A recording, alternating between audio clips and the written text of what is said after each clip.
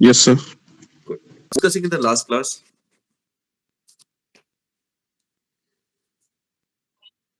options. Can you give me some idea just because we'll now move on to some new topic?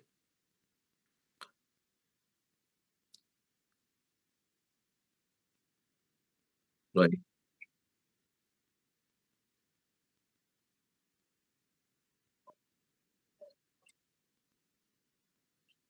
Good. Right. Good. And as the name suggests, options are, they are right and they are not an obligation on the buyer of the option. Right. So on the buyer of the option, there is no obligation. But yes, on the seller or the writer of the option, there is an obligation whenever the you know whenever the buyer wants to uh, exercise the option, then the seller of the option has to oblige, right, by you know so it's a very very unique kind of a uh, derivative, and where you have a choice, that the element of choice, the element of flexibility that you have, whether you want to exercise it or you don't want to exercise it, whether you want to use it or you don't want to use it. So that is what kind of puts you into some kind of a control, and perhaps that is why you need to pay an option premium. There's a fee, there's a price for this flexibility, there's a price for this choice. So there's an option premium that the options come with. They are a very useful instrument for speculation as well as for hedging. There are different types of strategies that we discussed very briefly, right? Uh, those of you who are really interested and who want to make a career in finance, so I would definitely suggest them to, you know, pick up some text. Uh, my suggestion is there's one book by um, the Professor P.G. Apte that is in the Indian context, and although it has a lot of mathematical treatment. The other book is by Multinational Financial Management by uh, Alan C. Shapiro, and one very simple book is International Finance by V. Sharan. Right, so there are good books. Anyone you want, you can pick up, and moreover, there are study material available from IGNU as well. So we'll move on from here. And I'm sure all of you are aware of the assignment as well as the test that has been announced.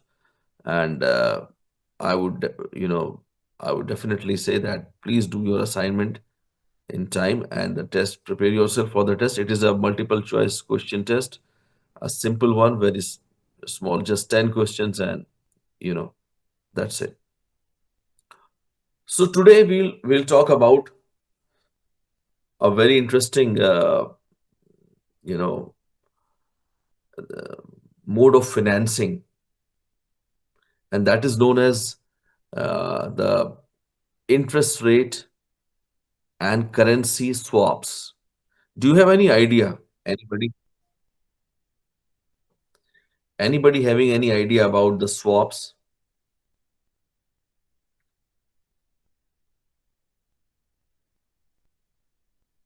Yes. Am I audible? Yes, sir. Okay. कोई idea है swaps के बारे में? SWAPS swaps. But I guess like it's the same like as we discussed earlier, where we get take the advantage of the currencies difference. Okay. Difference between the currency. Okay. Okay. What is the literal meaning of swap? So change, exchange. Yes, that's the right word. To exchange. Okay. Now,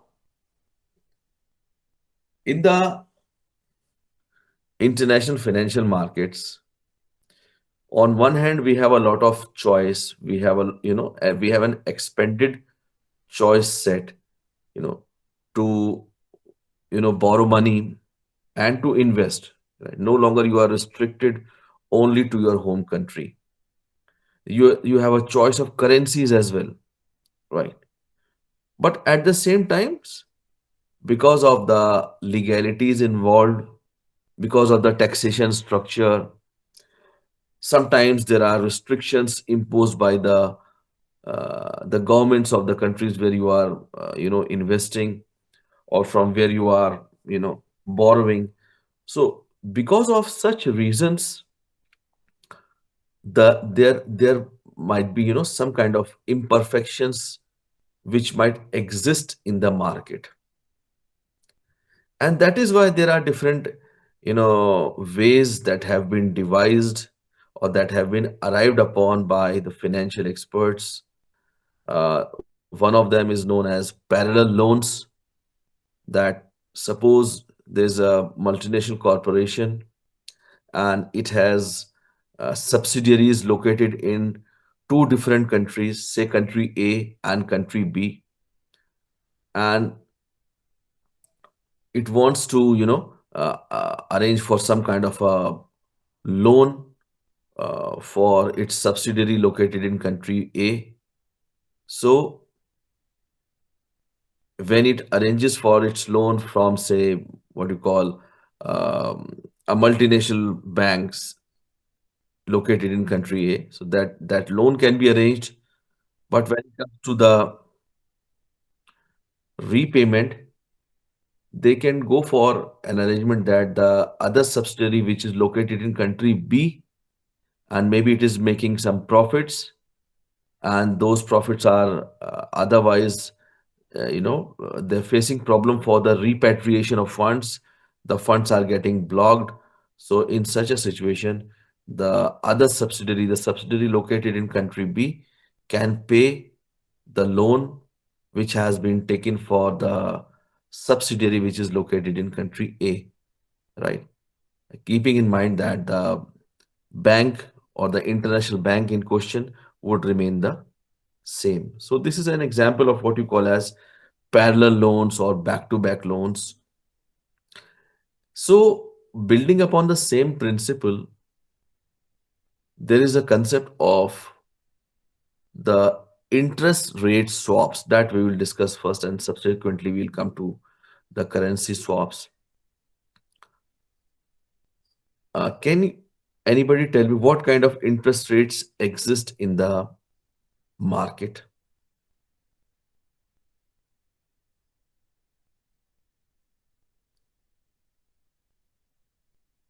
interest rate कितने तरीके के होते हैं? Okay, good. That is the breakup, that real norm and nominal. That is fine. Any other category? Or I would be more specific. What are the, the interest rate terms on which you can take and pay back your loans?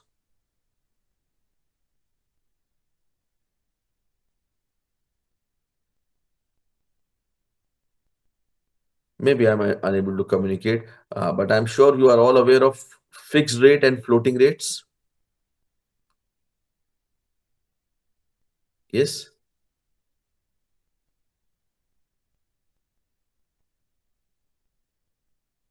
Yes, Rishabh? The fixed rates do not change while the floating rates keeps on changing. Very good, Kashish. Thanks. So Right. there are, you have a choice. Like generally, whenever you are going for some kind of loan, when you want to borrow money, or when you want to go for, say, for example, a housing loan or for a vehicle loan, so they will always ask you what kind of a repayment uh, terms and conditions you want. Do you want to pay back on the fixed rate or on the floating rate? Okay. So, as rightly said by Kashish, that the fixed rate will remain same if you take a loan on fixed rate terms, say at 11%. So you will have to pay back the principal and its interest, that the interest would be at 11% per annum or whatever may be the conditions. But when it comes to floating rates, so if you are, have a higher risk appetite, maybe you can go for floating rates, because if you are anticipating that the rates are going to come down, if you are anticipating that the interest rates are going to come down, then it makes sense to go for the floating rates, because you are anticipating or you are expecting that in future the rate of interest will come down. Okay, so these floating rates, they are linked to a certain base, which can be, like, for example, in case of um, the European markets, you have one such base called as LIBOR, the London Interbank Operating Rate.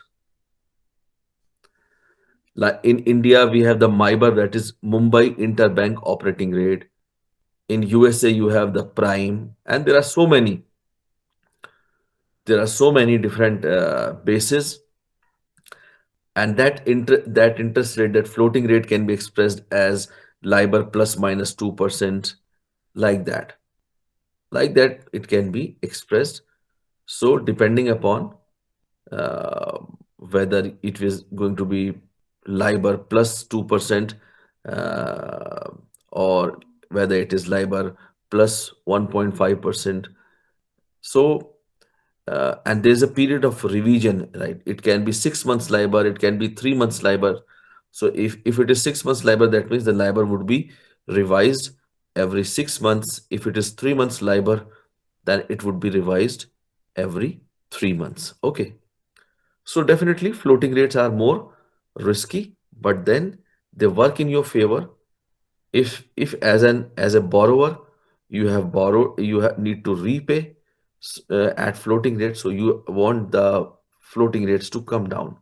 And if you are an investor and you have invested in the floating rates, so you want the interest rates to go up. Okay, are we together? Yes, sir. Good. Yes, sir. So in the international markets, you will find conditions, and which are very common, that your preference is for floating rates, but you are getting cheaper fixed rates funds. There is another person who is having access to cheaper floating rate funds, but has a preference in the fixed rate funds. So it is a kind of a mismatch of choice or preference, right? So what happens is that a broker, which generally is a commercial bank, they bring the two parties together, right? And they just help them in exchanging their terms of payments, right? The money which they have borrowed remains the same, because it is the same principle. Suppose I have borrowed 1 lakh rupees for 10% per annum, so that I have borrowed it at, say, fixed rate, but my preference is in floating rate. Another person has borrowed the same amount, 1 lakh rupees, at floating rate, that Mumbai interbank operating rate, that is MIBOR plus 0.5%. But this person has a you know a requirement in fixed rates. So what will happen? The bank will help the two in exchanging these terms of payments, and will charge some commission, which these uh, borrowers or traders or investors would easily and happily give to the bank because their problems problem is being solved by the bank, and it is helping them in exchanging their terms of payments. Okay, so with this background, let us go for the presentation that I have already given to you. Let's have a look at.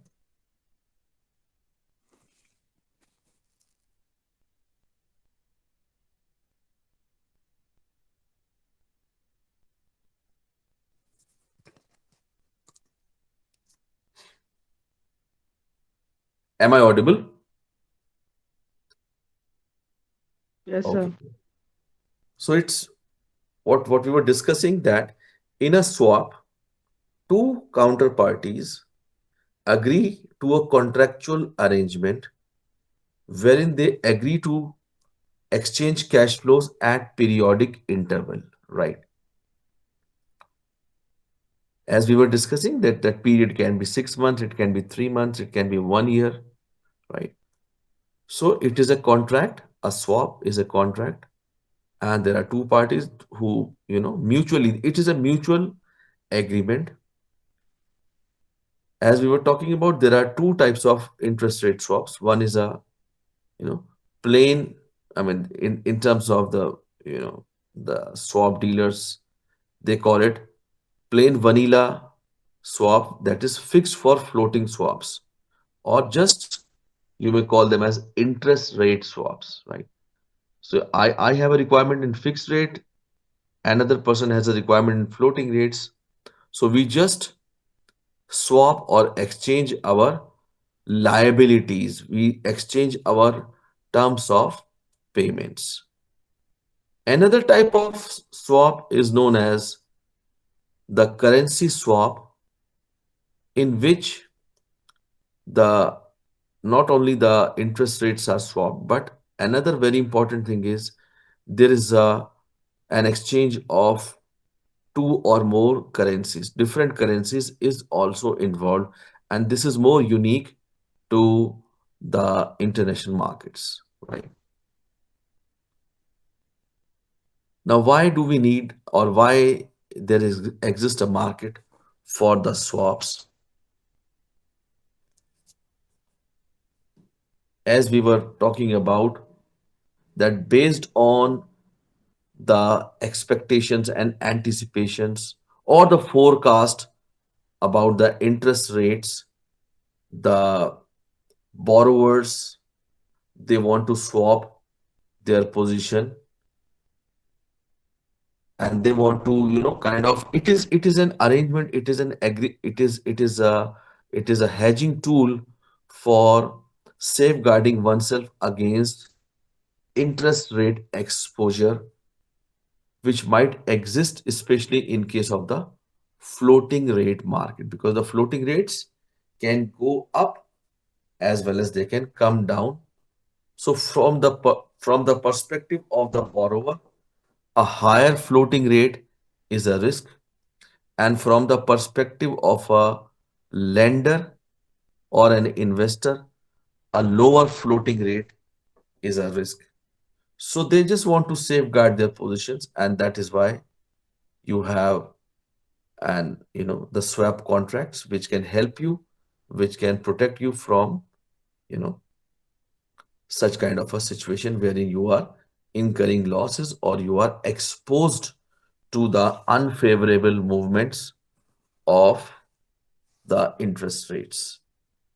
Another important thing is that even if there is no you know uh, uncertainty about this uh, interest rates, even then, because of the market imperfections, and because of the terms and conditions different uh, borrowers might get from the different banks, so there is every possibility that the borrowers can work out an arrangement wherein they can reduce their cost of borrowing, and they can make an advantage, they can take an advantage of the interest rate differentials which are existing in different markets, right? So one is that you need to safeguard yourself from the uh, unwarranted or unexpected fluctuations in the floating rate markets. The second is that by the swaps can also, they can end up in giving you an advantage over the normal way of borrowing, and combine it, it can, kind of generate synergies which can help both the, both the counterparties who are involved in the swap arrangement, and it can also generate, it can also give some amount of profit or commission to the swap bank.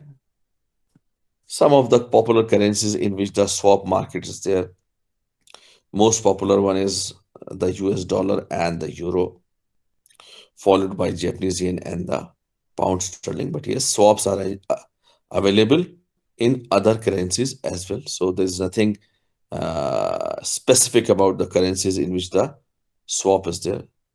Another very important thing that we must understand, uh, the role which is played by a swap bank, that generally you'll find that the commercial banks, they act as a swap bank when they are facilitating two counterparties in exchanging their uh, payment terms, in exchanging fixed for float or float for fixed rate of repayments. So in such a case, the bank can be called as a broker, because when it's simply helping the counterparties in matching the offers, right? But at the same time, there is a full-fledged market of the swaps, wherein the swap banks, they create the swap quotations for the buyers and sellers of the swaps, and thereby they become party to the risk which is involved. They also undertake some amount of risk, uh, and that's why in such situations, when they are ready to assume the risk which is involved, so they may be called as the swap dealers. Is it okay so far? Yes, sir. Okay. Now let's try to have a look at uh, an example. I would definitely suggest you that do find out some time to go through these examples, uh, and maybe if possible, try to solve them on your own. These are the worked examples. Now here we will take a case of uh, interest rate swap, or that is fixed for floating rate swap. Now there are two parties involved. One is a bank A, which is triple A rated international bank. So it has a very high credit rating, well recognized, which is located in UK, and it wants to raise, say, $10 million to finance its floating rate euro dollar loans, right? So it already has, you know, taken a loan elsewhere. It wants to pay back, right?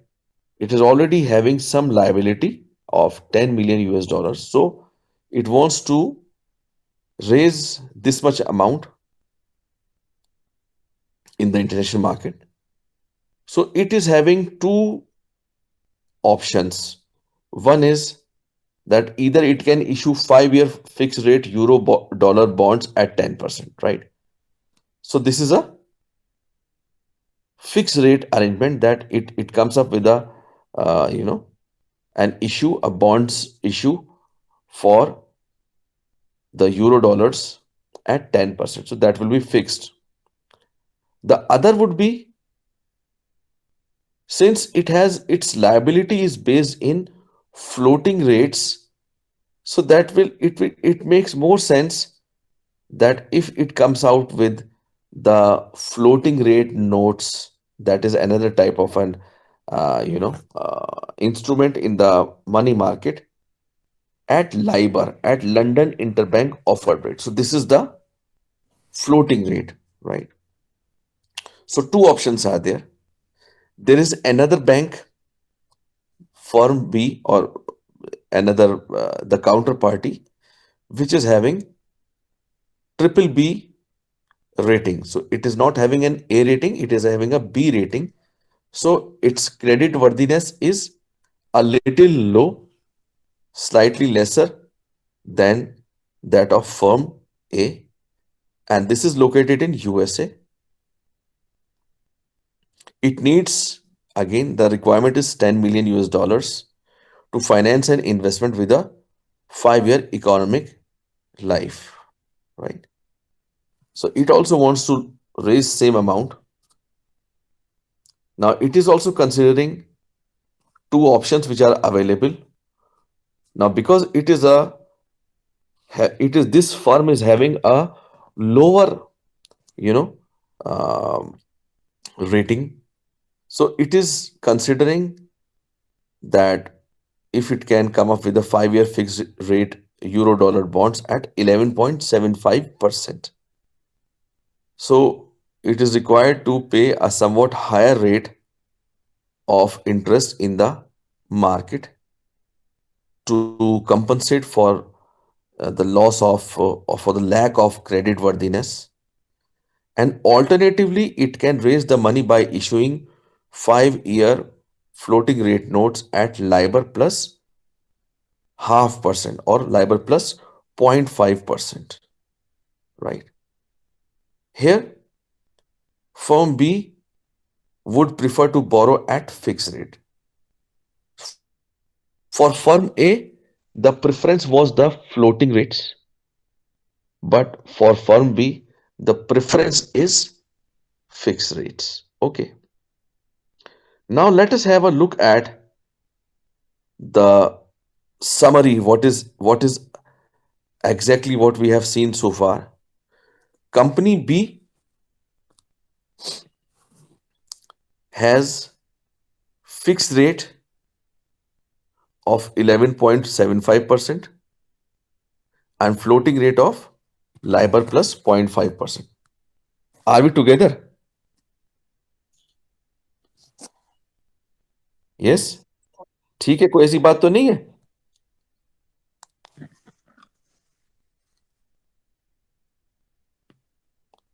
So company B को जो available है terms and conditions, in terms of fixed rate 11.75%, in terms of floating rate LIBOR plus 0.5%, whereas bank A or company A, because it has a very high credit rating, so its terms and conditions for the fixed rate is 10% and its terms and conditions for the floating rate is LIBOR only. In both the cases, it is having a better position than company B.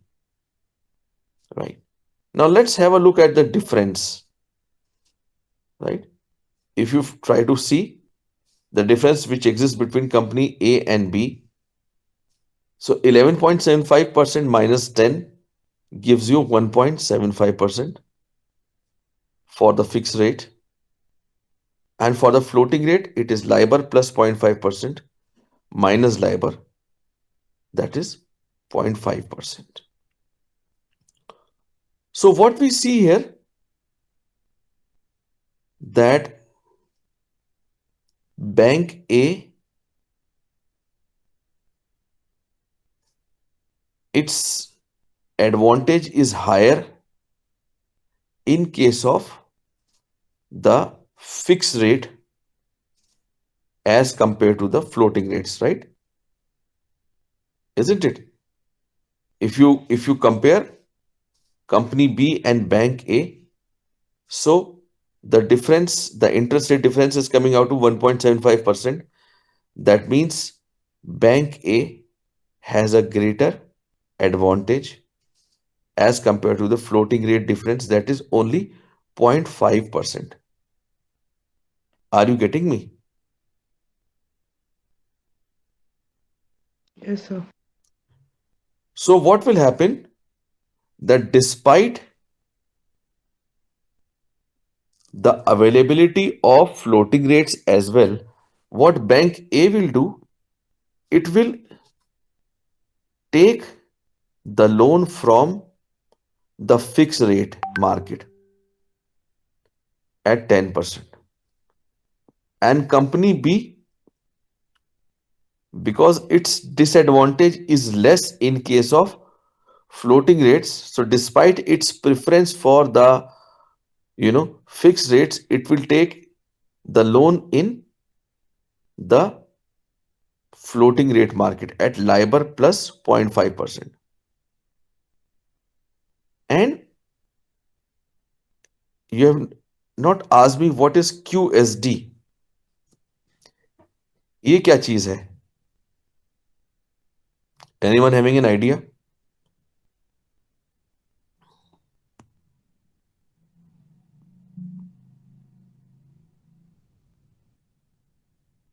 Yes.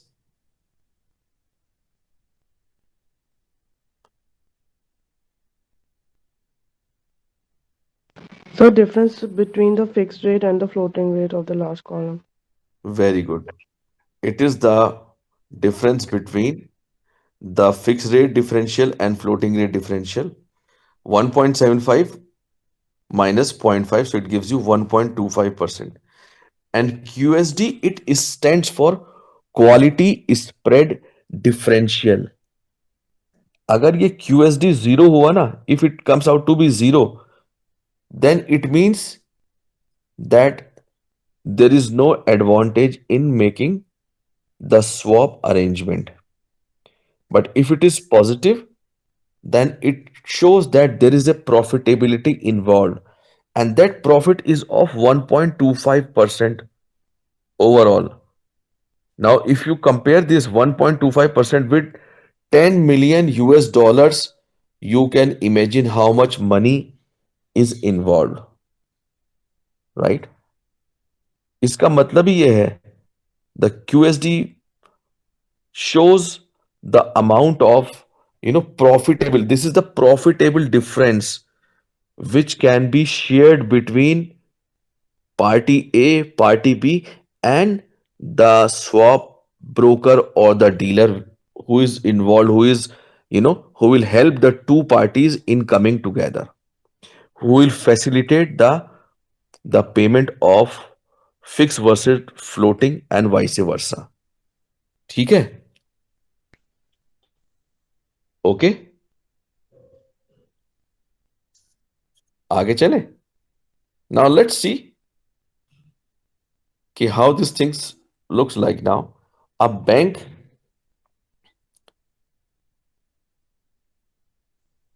there is a swap bank that comes into the picture, and the swap bank says to A that don't worry,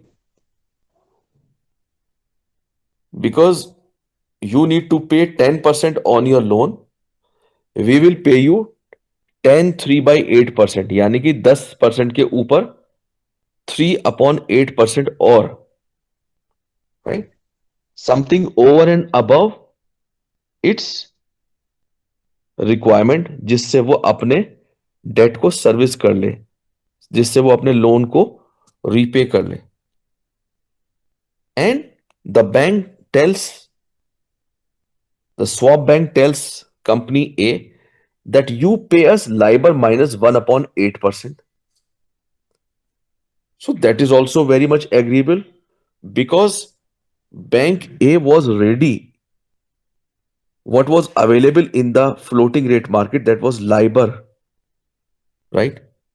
So it is being asked to pay 1/8% less than the LIBOR. LIBOR जो भी हो, LIBOR मान लें, if LIBOR is 7%, so it will be 7 minus 1 upon 8%, like that. So this is an offer which Swap Bank is making to the bank A. And looking at these terms and conditions, it looks very, very lucrative. Are you with me? Can you understand this? Yes, sir. ठीक है. And this will be this interest payment will be on 10 million US dollars for a period of 5 years. ठीक है. So on one hand, this bank is offering these terms and conditions to bank A, right? And looking at these specifications, it looks kind of very, very attractive. Now, moving further, you can work out that what will be the bank's, you know, profit. We'll come to that now. Now let's look at the other side of the story. The swap bank is asking company B,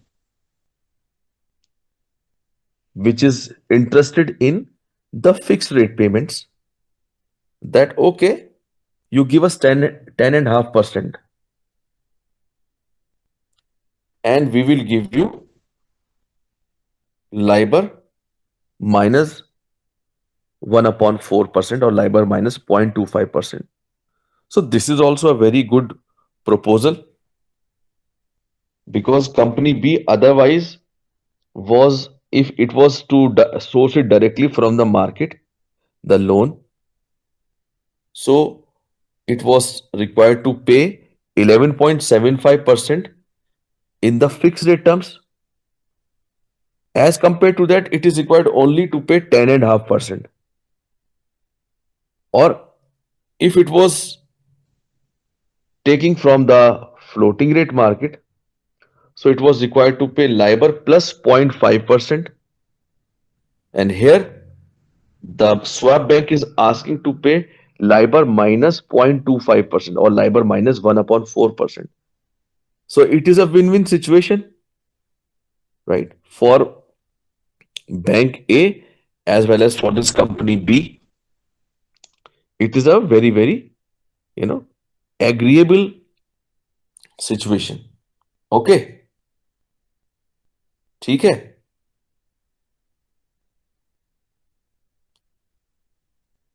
So finally, this is how when we bring when we put the two pieces together, this is how it is going to look like.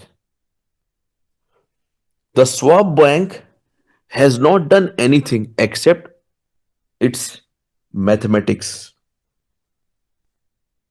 It has worked out कि उसको करना क्या है, right?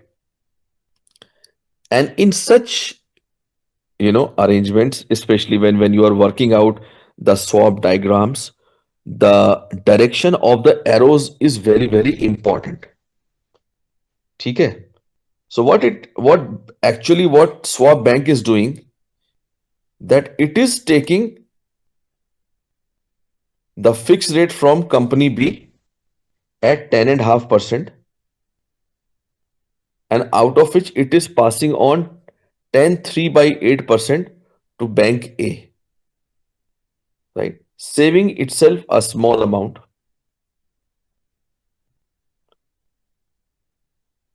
From bank A, it is taking LIBOR minus 1 upon 8% and passing on LIBOR minus 1 upon 4% to company B. So company B is also happy. And this will go on for how much? For 5 years on 10 million US dollars.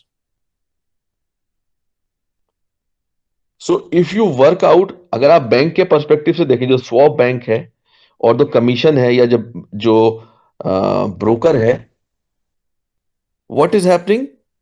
It is receiving 10 and half and it is paying 10 3 by 8. So what is left? Right? What is coming in minus what is going out. So 10 and half minus 3 by 8. And on the other hand, what it is getting? LIBOR minus 1 upon 8 is coming in and it is paying LIBOR minus 1 upon 4. Again, you can work out total amount and you can see what exactly is the, you know, bank's commission, and you can work it out. You can multiply that percentage with 10 million US dollars for a period of 5 years. Similarly, what you have seen for swap bank B also, you can see that what it was required to pay, its terms and conditions are that it is required to pay LIBOR plus 0.5%, right? But it is getting that LIBOR from the swap bank, right? So this floating rate, it will be used for making the payments, and as against 11.75% fixed rate, it is paying just 10.5%. So there is a saving for company B also. Similarly, for company A, that we have seen that it was required to pay 10%, right? As it is available, it is evident from the diagram here, but it is getting 10 3 by 8%. It is getting more amount to pay the fixed rate loans, and as against the LIBOR, it is required to pay LIBOR minus 1 upon 8%.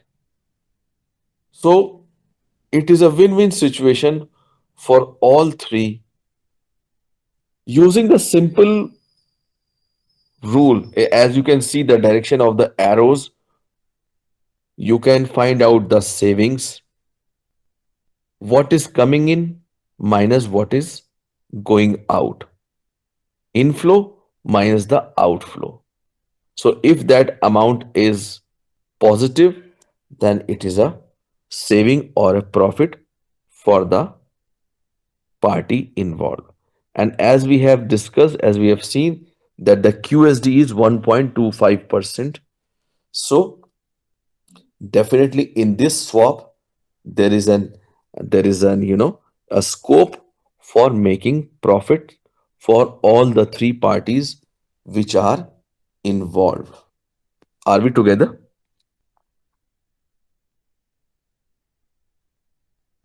ठीक है? We'll just quickly move further. Another, this QSD I have already explained to you. Now, when we talk about currency swap, in addition to the interest rates, there is also an exchange of currencies. Different currencies are, they are cheaper and abundantly available in their home countries. Japanese yen would be more, you know, kind of accessible and readily available at a lower rate in Japan. Similarly, US dollar will be more readily and abundantly available in the US, right? So many times it happens that the companies, they go for a currency swap as well.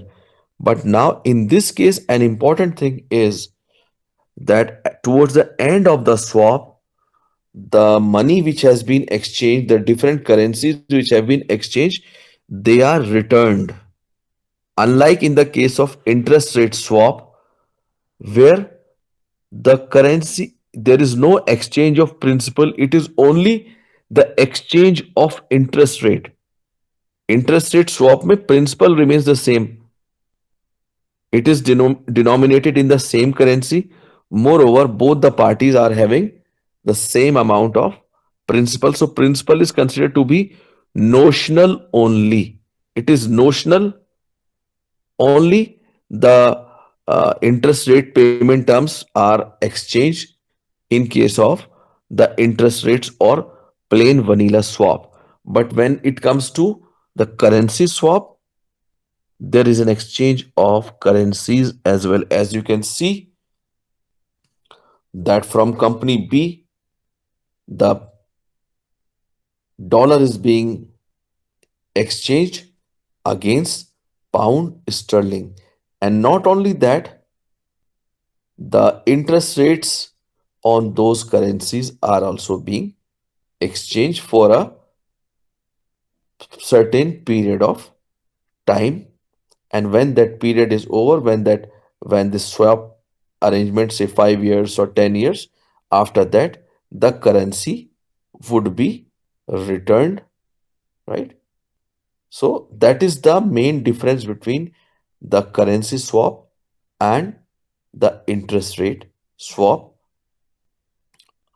So again, the same kind of calculations, I'll not go into the details. Those of you who are interested, they can work out. So obviously, as I was talking about, that uh, sometimes when the swap bank is not ready to take any risk, so it becomes a broker. But at the same time, when the banks, they are ready, they are actively participating and they are ready to take the risk, then they become the swap dealers. And they, there very often it happens that the dealers, they come up with the swap quotations like 6.60 and 6.85. That means that the bank will pay fixed rate at 6.6% against receiving LIBOR, or it will receive fixed rate payment at 6.8% against LIBOR. So it's like buying and selling of the interest rate. So the buying rate is 6.85. It will buy, at the bank, as a matter of fact, that against the LIBOR, the bank is likely to receive 6.85%. So it wants to receive a higher rate, and when it has to pay, then it will be a lower rate, that is 6.60. So this is where we will end. And there are some numericals, obviously the time does not permit us, but in case at some later stage, if it is possible, then we'll try to solve them. Thanks for joining. Thank you, sir. Thank you, Thank you, sir. sir.